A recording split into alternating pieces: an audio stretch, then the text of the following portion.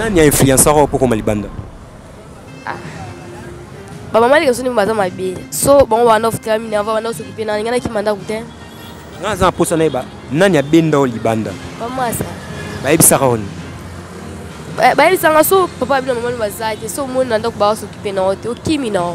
Yo nga pe dami kasa na ngate na longa na bi pale na ko mana libanda. Ngabona ki manda ko. O kima bino mo ko kimanda ko pwani. Na ki manda ko pombe na bisa kufa. Bon papa. Papa za seta. Na kimsonda. Ba masa na ngaka. Ba ibisa on. Ba ibisa ngato kimanda ko kifa za za kitoko. Na via libanda oyo obota. Na bota. Uza ko meibanda. Mwana moko.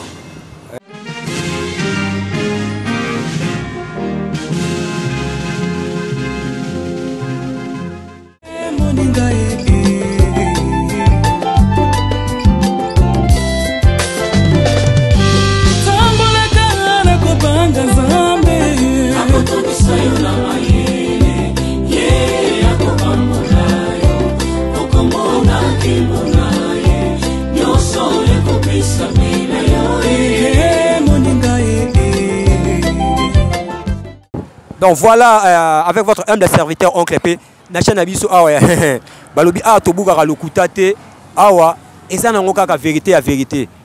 Ndeko nanga kombo. Kombo nanga Emma. Emma za mwa commune. Mala kango kolo. OK, donc voilà mwana kango kolo. Emma okoma libana na ndengeni. Ngabona kimanda ko. Okima bino mo kimanda ko pwani. Na kimanda ko pombe na bisa kufa. Bon papa. Papa za seta. Na kimsonda. Ba masa na ngaka. Ba ibisa on. Ba ibisa ngato kimanda ko kifa za kitoko. Yo komi fazer. O comprendre que fazer pesa kitoko. Fazer kitoko. Mabe. Ya mabe ndengeni. Ba ibisa ko eza kitoko kuna bulala kanzala te. Siko ero bimeli libanda bete la biso ero komi monde ngo o découvrir monde ngo neni ba ka otikela biso biloko shaki junjamba sala papa mama so ba ya ba tikela biso ba beja dine biloto liena biso a to le peto lal na biso tongo petani aboto kena biso ko tambula biyenga yenga yebisanga so zwi mbongo te oluka mbongo neni na luka mbongo te yosko sala neni ngalomba na ngaka yo lomba yo senga so jour na so sengi ba lombi otosani na vanda na ngai ça na vanda na ngai. OK, donc voilà oko bouger moi muke bouger moi muke ande onanga moi sipoto solo na ndeko na so kombo kecha olo ba mama kasi kecha za âge 16 ans. Vous avez 16 ans? Vous avez moi na commune Victoire. OK, kecha kombo kitorobo otanga Natanga. Osoki na classe ni 4e humanité. 4e nini? Humanité. Humanité. Au salaire option. Yoshime. OK, tu sais quelqu'un a 2 ans pour qu'on finaliste aussi sa classe. Au 4e classe pour ani. Papa biso mama biso ba Lubumbashi. OK.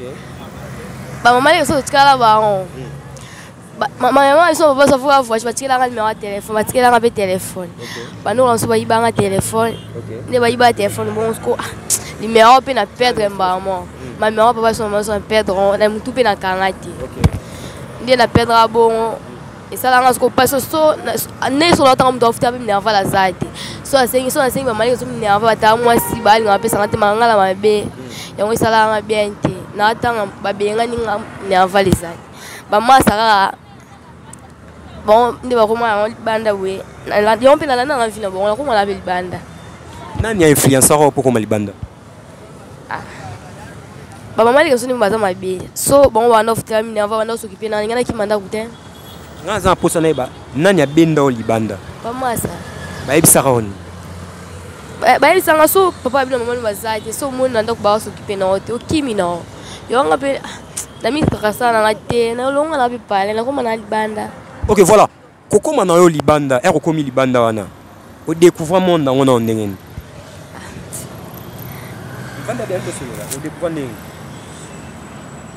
ah namona na elote mais yo linga via libanda au mona va mbongo ezala na ndenge ni na lukambo te yo sala nini yo sala nini yo sala nini ah sala nini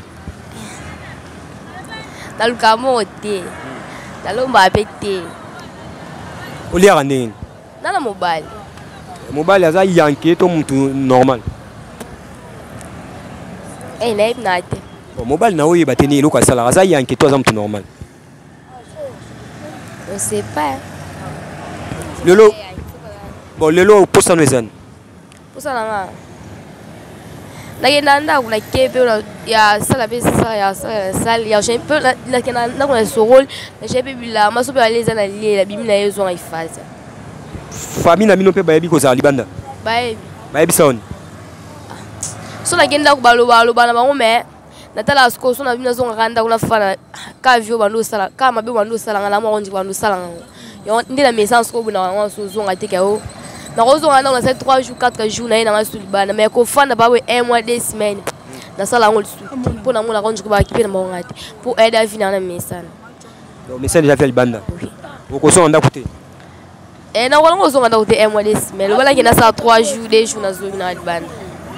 Ok, donc voilà, ndeko na biso moi aussi. Na via libanda oyo obota? Na bota. Oza combien ban? Mwana moko. Garçon to fille? Garçon. Wapi? Yawana. Masoko ya? Obi? Donc voilà, obota nanani? Nae. Eli. Obota na Eli. Donc voilà, lelo oyo bat ba otala na nouvelle tendance TV. Ceux qui ba sali makambo ba centre ou bien ba orphelinat ba zo bino ba kotika bino bolonga na via libanda. Bolonga. Non longa. Bon, pour lancer message, yo lancer message na ba maman, yo pour lancer message na ba papa, tout ça sans sévère. Lancer message na ba maman. Nga. Message pas ba maman, message moi ya mawa. Ou peut-être ba ko soutenir bino, ou peut-être ba ko ba non ba na tolo ngola ba on a vu à libanda loba.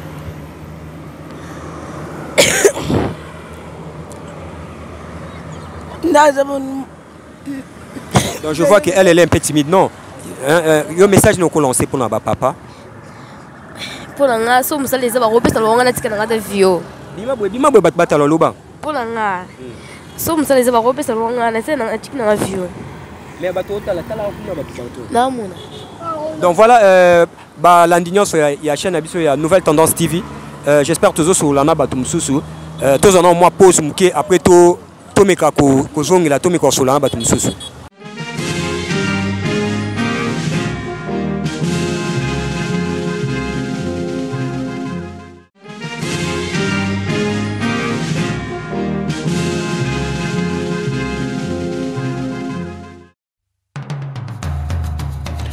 Vous êtes et voulez-vous investir à Kinshasa? Voulez-vous réjouir de vos business? L'opportunité à ne pas rater. Toronto City VIP à Maluku. Un des meilleurs endroits pour résider ou implanter votre business. À quelques minutes du fleuve Congo, le fleuve de nos ancêtres. Juste en face de la zone économique si spéciale qui est le quartier commercial et industriel de Maluku. Waouh! Non loin du centre de ville Maluku, un quartier en pleine expansion, à quelques mètres du Macadam. Toronto City vous propose un terrain de 20 mètres sur 20 avec des bornes cadastrales. Sur un site accessible, urbanisé, avec espace de jeu, espace vert, magasin, centre médical, marché, etc. Nous disposons de terrains de 20 mètres carrés à un prix abordable. Donc, je voulais juste faire l'appel à nos frères de la diaspora, de partout où vous êtes, en Afrique, en Amérique, à l'Océanie, à l'Europe, en Asie, pour venir acheter les terrains, les parcelles de 20 mètres carrés que nous sommes juste en train de morceler. Vous allez bien voir qu'il y a des bornes, il y a même les travaux qui sont juste en train d'effectuer. Donc, le terrain est bel et bien assuré. Il y a l'eau non loin de nous. Vous allez voir, derrière moi, c'est la régie des eaux. De l'autre côté, c'est le société Vodacom. De Vodacom. Et devant moi, c'est juste World Vision. Là où Vision Mondiale sont juste en train aussi à un projet de construire les maisons pour ces travailleurs. Donc voilà, nous sommes ici à Maluku. C'est déjà un endroit habitable. Les quartiers, comme vous allez voir de l'autre côté, c'est déjà habitable. Il y a déjà les gens et c'est non loin parmi les autres cités que vous connaissez déjà. Donc je suis très fier de vous présenter ces produits qui n'est rien d'autre que, oui, nous achetons les voitures, nous achetons tout ce que nous pouvons avoir. Mais avoir une parcelle, c'est vraiment une très bonne chose. Pour tout contact, contactez Willy Mafuta au +1 90 57 30 15 40. Toronto City, waouh, les 4 qui nous réservent l'avenir de demain. Vive le Congo, vive Kinshasa. Bien-aimés dans le Seigneur, shalom. À vous qui ont un grand cœur. Bino bao mitema nzamba pesa bino mitema malamu. Mitema kusunga. Fondation Alendele na orphelinat Christ Rédempteur bana posa na bino. Bana posa lisungi na bino. Bano baboti bakenda. Bano bazala moya kotanga te. Bato bana besoin lisungi. Bino bato wala mitema malamu. To wana posa ya lisungi na bino na orphelinat Christ Rédempteur la Katia Fondation Alendele. Kanise loko. Eza yondolo bakie. Ozanzambe ya bana bitike. Yo mokolo bakie. Osungaka basi bakufela mibali. Pona nini pasi ya boye onzambe. Ils ont besoin de vous, de votre pain, de votre bouteille d'eau, de votre soutien. Et ça serait une bénédiction pour vous et pour votre famille. Que Dieu vous bénisse. Merci Banakin, Bana monde entier. Merci bien-être. Sougala café, logo, na mêlé logo, mais le logo est amabé. Il y a bien pour la panne technique, mais quand ça les langues on a n'enga mabé, ça les langues pour la maman. La célibataire to lingi binoate. So maga boma mukolo bala. Pourtant mzo ba produire en soute. Merci bien-être yango yo. Lukango benga ndekonanga Alendele yé mutu ayebi esika ko fournir yo autant que tu veux $35 et belé na kati sobo melika moko de joga bien l'hémorroïde banini tout ça bilialia vanda musala banini et réparer yo système ya break et réparer yo pe fonctionnement ya break de break donc et pe son fonctionnement ya bien. To comme ba congolais toujours gagner ba match. Aux va défaite, pas de technique en plein match, c'est pas bon. Zongela et loco. Ngala c'est éviter de dire surtout ba pasteur, bodingo mela boyawa. Bo benga pena Alendele na numéro na ye pour bo benga pour bo loco. C'est important. Traitement poison anti-poison yango yo. Ne ba mususu meli yango avant kende obima. O melango. Ça des jours à tabatele loco. Moi cuire mon corps c'est bon. Oyopé anti-poison. Donc ce que ata izana kati et longolango. Alendele mikolo somme. N'habité mindele yango ba pese biloko ba udia. Po biloko yango bendeza solo mikolo ba tchaka poison à toi famille te à toi problème na mututé jalousie car do ba produit yango na anti-poison, oyopé anti-poison. Donc benga Alendele à partir na ye ayibindeni oya ozwango. Nzambe nanga pambola bino mi batela mboke komi biete bato bakomi na jalousie oyo tozo comprendre desute bana mike bazo kufa mikolo bazo kufa baotiana bana bébé ba poisson. Donc toujours zala nanti na ndengana nga na ndako c'est bon. Que Dieu vous bénisse.